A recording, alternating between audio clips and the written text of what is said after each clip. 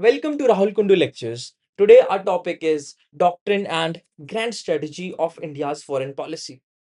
तो चलिए एक इंसिडेंट से स्टार्ट करते हैं जो कि हुआ सितंबर 2022 में.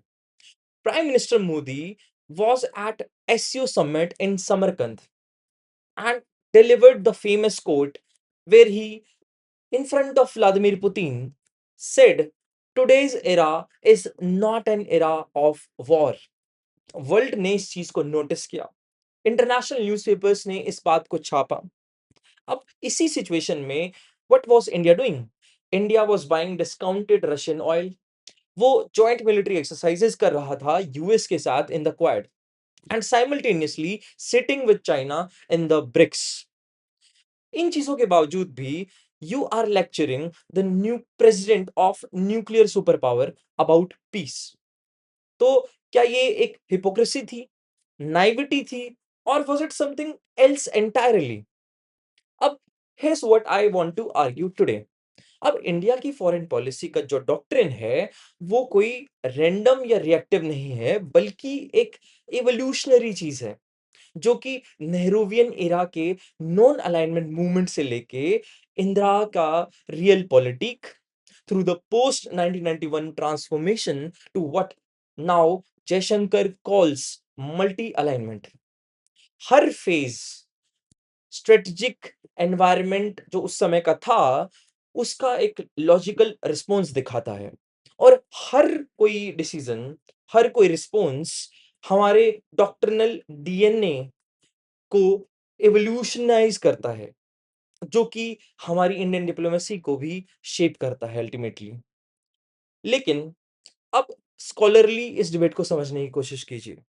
स्कॉलर्स इस चीज को फ्रेम करते हैं एक क्वेश्चन के साथ. वो क्वेश्चन है कि does India even have a grand strategy? George Tanham, जो कि रैंड कॉर्पोरेशन के लिए लिख रहे थे इन 1992, वो आर्ग्यू करते हैं कि India has produced little formal strategic thinking. अब इस चीज को इंडियन स्कॉलर्स जैसे कि कांति बाजपेयी या सी राजा मोहन इसको अगेंस्ट में हैं. वो कहते हैं जैसे Vajpayee identified three competing grand strategies of India. C Raja Mohan declared India had crossed a strategic Rubicon. अब इस लेक्चर के एंड तक you will be able to take a position in that debate. तो चलो शुरू करते हैं. तो चलिए बात करते हैं नेहरू की. उनकी फॉरेन पॉलिसी 5 पिलर्स पे टिकी हुई थी. पहला नॉन अलाइनमेंट, दूसरी एंटी कॉलोनियलिज्म, तीसरा पंचशील यानी peaceful coexistence, fourth solidarity with the developing world, and fifth faith in the United Nations. अब बहुत सारे स्टूडेंट्स उनको प्योर आइडियलिस्ट कहने की मिस्टेक करते हैं, जो कि वो नहीं थे. अब बात करते हैं एंड्रू केनेडी के उस चैप्टर की जो उन्होंने Oxford handbook of India's foreign policy में लिखा है. उसका टाइटल है रियलिज्म एंड आइडियलिज्म को ज्वाइंट. अब इसके बारे में जरा सोचिए. एक व्यक्ति जो कि कंटिन्यू कर पाता है ब्रिटिश प्रोक्टरेट अरेंजमेंट्स जो कि थे नेपाल, भूटान और सिक्किम के साथ, उस व्यक्ति ने मिलिट्री फोर्स यूज की to liberate Goa from Portugal in 1961. उन्होंने ही एब्सॉर्ब किया हैदराबाद और जूनागढ़ को थ्रू कोएर्जन. श्रीनाथ राघवन नेहरू को एक लिबरल रियलिस्ट कहते हैं who was hardly mesmerised by restraint. लेकिन आइडियलिस्ट आर्किटेक्चर में जो नेहरू का था दैट वाज रियल, और उसका कॉर्नरस्टोन था पंचशील. अब बात करते हैं हम पंचशील प्रिंसिपल्स की, जो कि एंश्राइंड है agreement on trade and intercourse, जो कि हुआ था Tibet region of China and India के बीच में इन अप्रैल 29 1954. यहाँ 5 प्रिंसिपल्स के बारे में बात हुई. पहला म्यूचुअल रिस्पेक्ट फॉर सॉवरेनिटी, दूसरा non aggression, third non interference, fourth equality and mutual respect, fifth peaceful coexistence.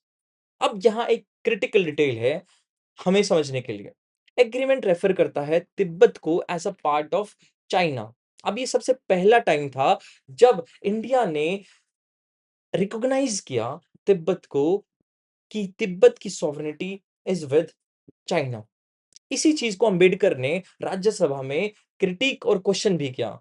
उन्होंने वार्न किया कि China will treat Buddhist differently. उन्होंने कहा कि हम चाइना को तिब्बत दे के we are helping Chinese to put their armies on Indian borders. Nehru की दूसरी चीज जो कि बहुत इंपॉर्टेंट है, दैट इज बांगडुंग कॉन्फ्रेंस, जो हुई थी अप्रैल 1955 में।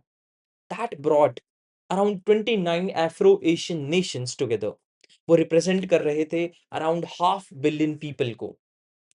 अब इस मीटिंग में 10 प्रिंसिपल्स ऑफ बांगडुंग निकले, जिसने कि कॉलोनियलिज्म को क्रिटिसाइज किया हर किसी मैनिफेस्टेशन में, और इसी ने एक ग्राउंड वर्क ले किया for the non alignment movement. Brioni declaration of July 1956, जब नेहरू, टीटो और नासेर डिक्लेयर करते हैं कि non alignment was not neutrality और पैसिविटी, लेकिन एक पॉजिटिव, एक्टिव और कंस्ट्रक्टिव पॉलिसी है। नैम फॉर्मली एस्टेब्लिश हुई थी बेलग्रेड कॉन्फ्रेंस में सितंबर 1961 में। 25 member nation plus 3 observer. Notably NAM was declared as a movement. कोई चार्टर नहीं, कोई कॉन्स्टिट्यूशन नहीं, कोई परमानेंट सेक्रेटेरिएट नहीं, बल्कि एक term non alignment movement itself only appeared officially at the fifth conference in 1976। अब आता है 1962, एक ईयर जिसने इंडिया को एक्सपोज किया, नेहरूवियन आइडियलिज्म को एक्सपोज किया। जो उन्होंने नारा दिया था, हिंदी चीनी भाई भाई, that is Indians and Chinese are brothers. लेकिन ये नारे couldn't stop armies। चाइना ने लॉन्च किया simultaneously offensive on October 20th on Aksai Chin and NEFA. India को चाइना ने पाया कि they were ill prepared and they were easily overwhelmed at that time. अब ये वॉर एक मंथ चलती है। 20th नवंबर को चाइना ने यूनिलैटरली ही सीज फायर घोषित कर दिया। इस छोटे से कॉन्फ्लिक्ट कहिए या वॉर कहिए, Indian casualties were around 1383 which were the killed, 1696 were missing and nearly 4000 were captured। जो डिफेंस मिनिस्टर थे उस समय के, that was Krishna Menon, lost the full defence portfolio by October and he resigned on November 7th। अब इसके साथ एक Henderson brooks भगत report भी है, जो कि इस मिलिट्री डिपैकल को ऑफिशियली रिकॉग्नाइज करती है, and this report still remains declassified over 60 years later. अब ये लेसन बहुत ब्रूटल है, लेकिन एक चीज बहुत क्लियर थी कि non alignment can not guarantee security. Defence और मिलिट्री पावर को प्रायोरिटी बनाना ही होगा। Nehru never recovered from this thing and he died on May 27, 1964। अब बात करते हैं इंदिरा गांधी की, कैसे उन्होंने इंडिया की फॉरेन पॉलिसी को ट्रांसफॉर्म किया एक मोरलिस्ट इंटरनेशनलिज्म से सिक्योरिटी फर्स्ट रियल पॉलिटिक की तरफ। इस चीज में सबसे पिवटल इंस्ट्रूमेंट था India Soviet treaty of peace, friendship and cooperation, जो कि साइन हुई थी अगस्त 9 1971 में स्वर्ण सिंह और एड्रे ग्रोमकी के द्वारा। अब ये बहुत क्रिटिकल प्रोविजन था इसमें, दैट वाज आर्टिकल 9, जिसमें लिखा था कि both are sides are committed to immediate mutual consultations if either faced a security threat. अब जो हेनरी किसिंजर थे, उन्होंने इसको असेस कर लिया था कि इट लेफ्ट इंप्रेशन कि Soviets would if necessary join in on India side. अब ये ट्रीटी प्रूव करती है अपनी worth with in months of 1971 Bangladesh liberation war में।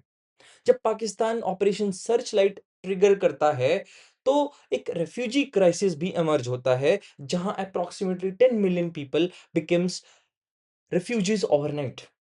इंडिया अपना काउंटर ऑफेंसिव भी स्टार्ट करता है, which ended only 13 days। It resulted into surrendering of around 93,000 Pakistani soldiers on December 16th। ये सबसे लार्जेस्ट मिलिट्री सरेंडर था since world war two. US deployed its task force 74, which was led by एक nuclear carrier था, उसका नाम था USS Enterprise in the Bay of Bengal. अब Soviets also sent their warships to trail American fleet. जो Nixon जो एक declassified tapes में of White House Indira Gandhi को कहते थे old witch. The blood telegram from the US Consul Archer Blood accused Washington of its moral bankruptcy in this event.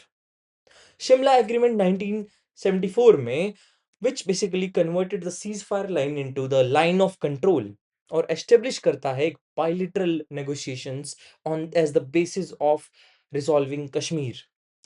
Explicitly basically reject करता है किसी भी थर्ड पार्टी इंटरवेंशन या mediation को. मई 18 1974 को इंडिया कंडक्ट करता है अपना पहला न्यूक्लियर टेस्ट जिसका नाम था smiling Buddha at Pokhran India. अब इसको कहा जाता है as a peaceful nuclear explosion, लेकिन राजा रमन्ना इसको एडमिट करते हैं कि भाई पोखरण टेस्ट एक बॉम्ब था. If I can tell you now, एक एक्सप्लोजन एक्सप्लोजन होता है, एक gun is gun whether you shoot at the someone or you shoot at the ground. अब बात करते हैं इंदिरा डॉक्ट्रिन की, a term coined bye journalist Bhavani Sen Gupta, जो कहते हैं कि इंदिरा डॉक्ट्रिन असर्टेड इंडिया की रीजनल हेजिमनी को. वो मानते थे कि external power would not be tolerated in south Asia. और इसकी मैनिफेस्टेशन कहाँ दिखी? उसकी मैनिफेस्टेशन दिखी 1971 में वॉर में, सिक्किम के मर्जर में 1975 में, ऑपरेशन मेघदूत जो कि सियाचिन में हुआ 1984 में, आईपीकेएफ जो डिप्लॉयमेंट थी basically done by Rajiv Gandhi in Sri Lanka. It is basically equivalent of our Vietnam basically. So these were the versions of Indira's real politic. अब बात करते हैं इंडिया की इंडिपेंडेंस के बाद सबसे कॉन्सिक्वेंशियल ईयर की. That was 1991. India faces three simultaneous shocks. पहला, सोवियत यूनियन का कोलैप्स होना. India basically lost its strategic partner, its largest arms supplier, और जो उसकी शील्ड थी, जो सोवियत बनते थे यूएन सिक्योरिटी काउंसिल में. सेकंड चीज, that was balance of payment crisis, जिसने रिड्यूस कर दिया फॉरेन रिजर्व्स को इंडिया की to barely 1.2 billion dollars only. Government को प्लेज करना पड़ा 67 टन्स ऑफ गोल्ड, 47 जिसमें से एयरलिफ्ट किया गया to the Bank of England, 20 tons किया गया स्विट्जरलैंड को to get even emergency IMF loans. And this was all done in the strict secrecy during the general elections. तीसरी चीज, जो ओल्ड नॉन अलाइनमेंट का फ्रेमवर्क था बिकेम इररिलेवेंट ओवरनाइट. क्यों? Because non alignment against whom, क्योंकि cold war तो अब खत्म हो चुकी है. इस स्थिति में PM Narasimha Rao, which was, and he's been increasingly recognized as the most consequential prime ministers who responded with three strategic initiatives. पहला initiative, that look east policy, जो कि लॉन्च की गई थी 1991-92 में. दूसरी चीज, इंडिया का एशियान में सेक्टोरल डायलॉग पार्टनर बनना 92 में, एक फुल डायलॉग पार्टनर बनना अल्टीमेटली 1996. राव एस्टेब्लिश करते हैं diplomatic relations with Israel also in 1992 after 42 years of recognising Israel sovereignty. दूसरी चीज, गुजराल डॉक्ट्रिन, जो कि आर्टिकुलेट किया गया था आई के गुजराल के द्वारा इन चैथम हाउस 1996 में. पांच प्रिंसिपल्स थे with a revolutionary core idea, और वो कोर आइडिया था नॉन रेसिप्रोसिटी, कि इंडिया अपने स्मॉलर नेबर्स को will give them a lot without demanding equivalent returns. हालांकि इसमें इस जेनरोसिटी से पाकिस्तान को एक एक्सक्लूडेड रखा गया. और डॉक्ट्रिन ने प्रोड्यूस किया Ganges water sharing treaty with Bangladesh also. लेकिन इस डॉक्ट्रिन के क्रिटिक्स भी बहुत हैं. इसको एक नाइव अप्रोच माना गया, क्योंकि गुजराल का डिसीजन था कि दैट दे विल डिसमेंटल रॉ के operations in Pakistan, and which ultimately led to these intelligence gaps which led to Kargil surprise. Third cheese, and that was a real Rubicon. That was Pokhran 2. अब May 11 13 1998 में under PM Vajpayee India test करता है 5 nuclear devices को. शक्ति 1 जो कि एक thermonuclear device था, इंडिया यहाँ क्लेम करता है कि 45 किलोटन्स through basically Western seismic estimates suggest that the yield may have been lower. इसमें एपीजे अब्दुल कलाम और आर चिदम्बरम जैसे मशहूर साइंटिस्ट इन्वॉल्व थे। इसी के रिवर्ट करने के लिए, इसी के अगेंस्ट यूएस इमीडिएटली इम्पोज करता है ग्लेन अमेंडमेंट सैंक्शंस, और Pakistan basically it responded with its own tests on 28th May and 30th May in Chagai hills. इसके अलावा भी we started to draft our own nuclear doctrine that was in August 17, 1999 prepared by K. Subramaniam's advisory board। उन्होंने establish किया credible minimum deterrence और एक no first use policy. This was basically the official doctrine finally adopted in January 4th, 2003, and basically these added a significant new element, that was nuclear weapons could be used in response to a major chemical or biological attack, which was absent from the original draft. So now these initiatives basically paves the way for the other things. We also have to understand that we also faced Kargil in 1999. This was the first direct armed conflict between two declared nuclear weapons, that was India and Pakistan. This was basically a deliberate decision not to cross line of control by Indians, and it basically established a paradigm of strategic restraint, and it persisted for 2 decades. लेकिन कारगिल हमें समझना होगा, that was very important to transform US India के relations. अब Clinton इसी चीज को explicitly blame करते हैं कारगिल वॉर को on Pakistan, because Pakistan was aggressive country. एक पहली बार हुआ जब एक किसी यूएस एडमिनिस्ट्रेशन ने ये चीज मानी। उनकी मार्च 2000 की visit was the first presidential visit in 22 years in India। अब Jaswant Sinha Strobe Taylor dialogue भी हुए, जहां 14th मीटिंग हुई 10 locations पर across 7 countries, you have to understand that।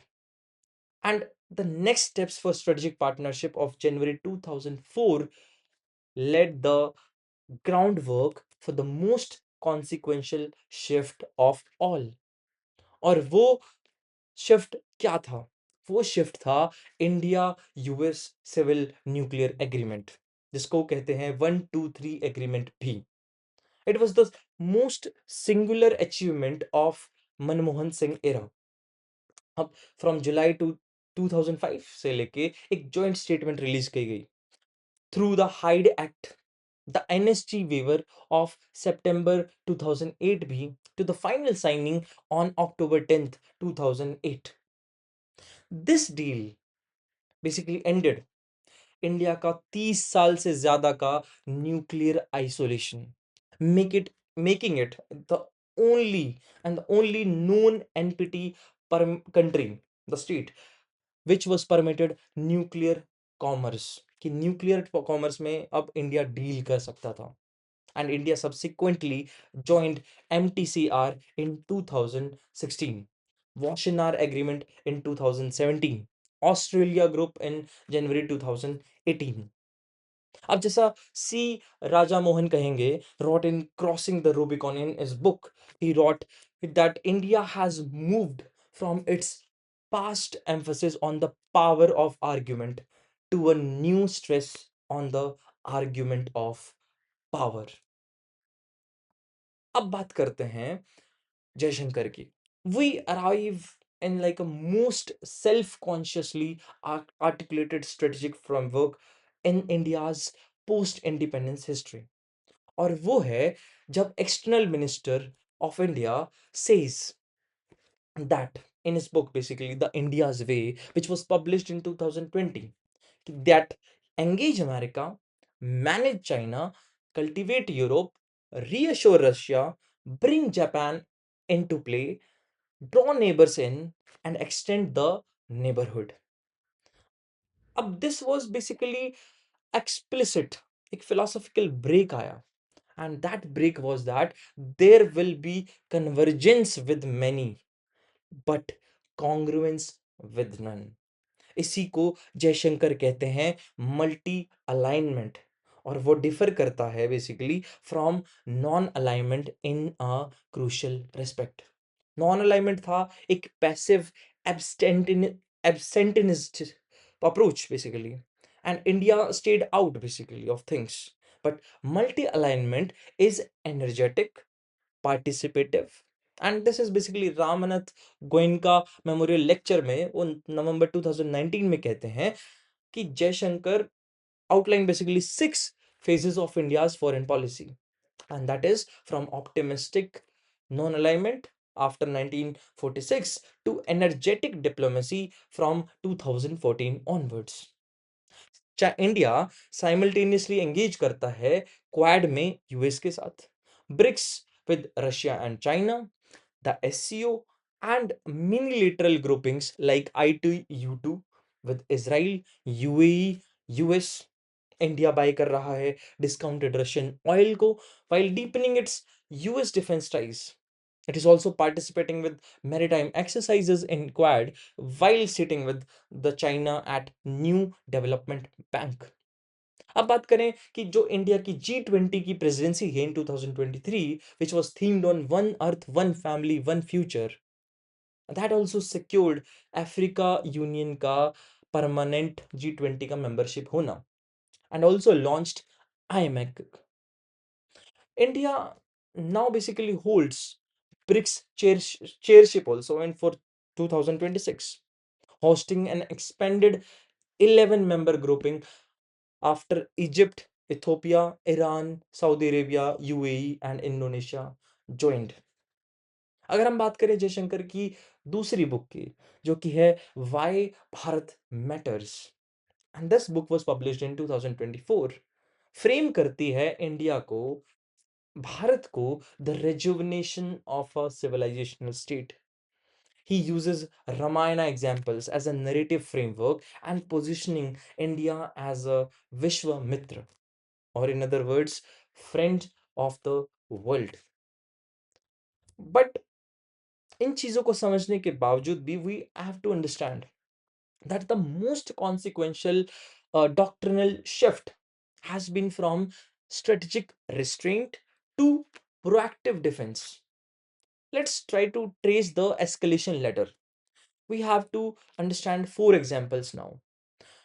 2001 में पार्लियामेंट पे अटैक होता है, 2008 में मुंबई पे अटैक होता है, इंडिया का पोजीशन है टू शो रिस्ट्रेंट, मोबिलाइजेशन होती है, but we were unable to strike, so it was a passive approach. In 2016 we did surgical strike. यहाँ क्या होता है, ground incursions into Pakistan occupied Kashmir after the Uri attacks. This was the first time India acknowledged कि we did cross the LOC and हमने वहां पे operations किए हैं. अब 2019 में समझिए, we all know about Balakot's air strikes, जिसमें we took a air approach. Air warfare is going on now here. Now you have IF Mirage 2000s, which was striking Jaish-e-Mohammed camp, basically inside the territory of Pakistan, not just the Pakistan occupied Kashmir. This was the first use of air power across LEC since 1971. Now come to a recent history, that is May 2025, जहां पे Indian government conduct करती है operation सिंदूर को, which was a response to the Pahalgam attack of April 22nd, जिसमें 26 civilians को मारा जाता है आतंकवादियों के द्वारा, which was sponsored by Pakistan. India step लेता है to basically to dismantle or attack terrorist infrastructure inside the Pakistani territory. वो अटैक करते हैं भावलपुर में, we attacked LET headquarters in मुरीद के, and this was like the first strike by India on Pakistani mainland since 1971। इसी operation में we see also BrahMos missile का, जो कि क्रूज मिसाइल्स हैं, उसका use, first combat use of that, SCALP cruise missiles का use through Rafale jets, Harop loitering munitions का use. Carnegie endowment ने कंफर्म किया है that at least 125 jets were on the both sides of the standoff, and this was basically the largest aerial engagement with fourth generation fighters in recent history. And this was ended, ceasefire was basically ended in May 10th.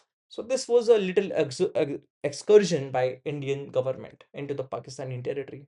And on 12th May, Prime Minister Modi addresses the nation, और वो कहते हैं that this is the new normal, जिसके 3 core principles वो discuss करते हैं। पहला, जिसमें कि कोई भी टेरर अटैक होगा, that will be receive a befitting response on India की टर्म्स पे। दूसरी चीज, इंडिया टॉलरेट नहीं करेगा न्यूक्लियर ब्लैकमेल को। तीसरी चीज जो कि है कि कोई भी डिस्टिंक्शन नहीं बन मानी जाएगी made between the terrorist and there state sponsors.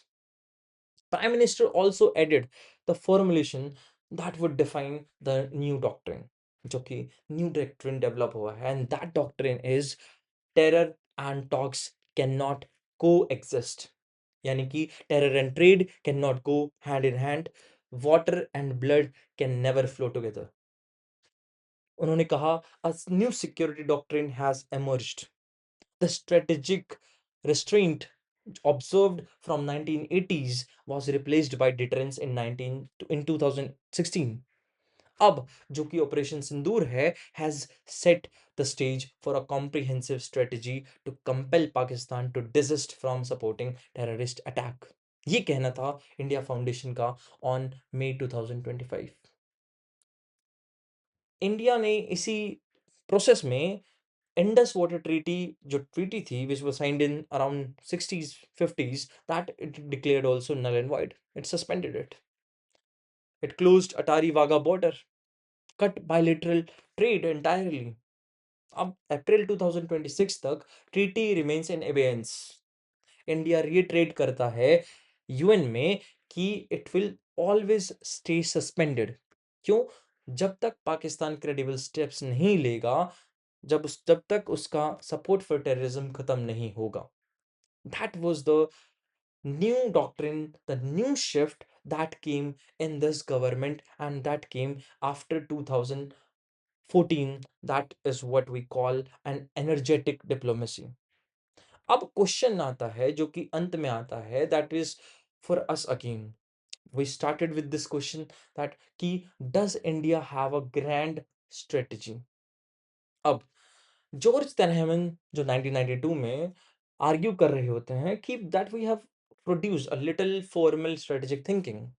अब वो आइडेंटिफाई करते हैं इस क्लेम को बनाने के लिए 4 फैक्टर्स को कि geographically providing we have a natural security by geography. We have Himalayas on the north, sea in the left. He says Hindu cultural concepts of time. He talks about British exclusion of Indians from strategic planning, historical discovery by elites. अब इसी को reply करते हुए Indian scholars respond करते हैं forcefully, जिसमें कांति बाजपेयी जैसे identify करते हैं 3 कंपीटिंग ग्रैंड स्ट्रेटजीज को, जैसे कि नेहरूवियनिज्म जो कि है कम्युनिकेशन रिड्यूसेस कॉन्फ्लिक्ट, जिसका मतलब है नियो लिबरलिज्म जो कि है economics makes war unviable. Third है हाइपर रियलिज्म जो कि है पावर पॉलिटिक्स एंड अर्थशास्त्र रियलिज्म के बारे में समझाता है। अब 2014 में कांति बाजपेयी एक्सपैंड करते हैं इसी चीज को two 6 schools which added Marxism, Hindutva and Gandhianism. दूसरे स्कॉलर हैं C Raja Mohan, who talks about the crossing the Rubicon, argue करते हैं कि India has moved from the power of the argument to the argument of power. Shivshankar Menon in Choices examine करते हैं 5 case studies को, including basically the post 26 November incident in Mumbai attacks जो restraint था उसको, no first use policy को आप argument करने के लिए कि that India has consistent and distinctive strategic culture. Rajesh Basrur introduce करते हैं कॉन्सेप्ट ऑफ पॉलिसी ड्रिफ्ट, जिसमें वो बात करते हैं कि there are patterns of hesitation, delays, divergences जो इंडिया की ग्रेट पावर एम्बिशंस को बेसिकली हिलाता है। एआन होल जो कैरेक्टराइज करते हैं मोदी को as self consciously transformation leader with a clearly ideological agenda. Ashley Tellis कहते हैं, बेसिकली वॉर्न करते हैं कि India can only achieve, would only achieve great power status when its economic foundations and military capabilities are truly robust. अब सबसे defensible position आपके लिए कहनी क्या होगी? We started the lecture by saying that we will know about this debate and you will be able to position yourself in this debate. So we can say that India practices that Bajpayee calls a neoliberal grand strategy overlaid with elements of Nehruvian restraint and hyper-realist assertiveness. The proportions shift, जो तो proportions है, जो intensity है, वो decrease या increase करती है with each government, her crisis के बाद and हर generation के बाद of strategic thinkers. तो आज हमने क्या सीखा? हमने सीखा कि इंडिया की फॉरेन पॉलिसी का doctrine has evolved through four distinct phases. पहला था नेहरूवियन का non alignment which was built on moral authority and anti-colonialism, shattered in 1962। Indira का रियल पॉलिटिक, जिसमें हमने बिल्ट की सोवियत के साथ पार्टनरशिप, रीजनल डोमिनेंस मेंटेन की, that was ultimately disrupted in 1991। तीसरी चीज पोस्ट लिबरलाइजेशन स्ट्रेटेजिक ऑटोनॉमी, जहां हमने न्यूक्लियर कैपेबिलिटीज को बिल्ड किया, साथ के साथ यूएस के साथ एंगेजमेंट भी की। And we also tested which was tested by the rise of China within. चौथी चीज that was Modi's multi alignment which is built on simultaneous engagement with all major powers, now under pressure from a world demanding you have to choose sides. So, the underlying DNA of strategic autonomy has been one constant from Nehru से लेके मोदी तक। लेकिन जो operating system है, that is fundamentally rewritten again and again. So with that, I want to thank you. Please subscribe and like the videos and share the videos. We'll see in the next one.